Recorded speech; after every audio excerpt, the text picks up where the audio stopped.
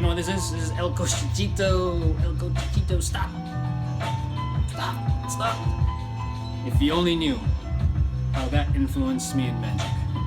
When I was a kid, they used to always say, look, it's an invisible coin. I never believed them until I actually made an invisible coin visible.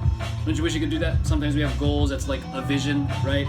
And we work hard at it, we push, we grind, we're going, we're like in the tunnel, we're in the dark, and all of a sudden, we reach it, right? Isn't that kind of a cool thing? Like we actually work and we actually get the goal, right?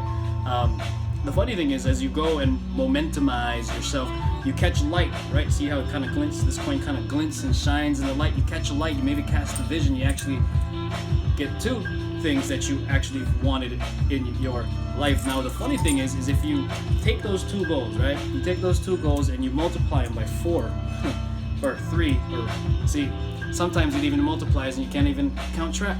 But you got to be careful because one day you might lose it all and find out you only have a little bit left. You could have swore you saw 4, right? 2. This is magic, guys. Come on. Well, if you don't take care of that, you might actually miss it. You might actually have almost close to none. And if you don't take care of that, you actually might have none. But then you might have a glimmer of hope still yet, but you won't go after it because sometimes it's not that good enough, right? Or we get self-conscious. But you know, here's the thing. Here's the thing about us, right? Here's the thing about us as humans. We're very resilient with our stuff. Like if we go after it, we can have one, and we can have another one, and we can have another one. If we just keep going, it talks about perseverance. And if you just reach just for a little bit, you might actually make the invisible happen.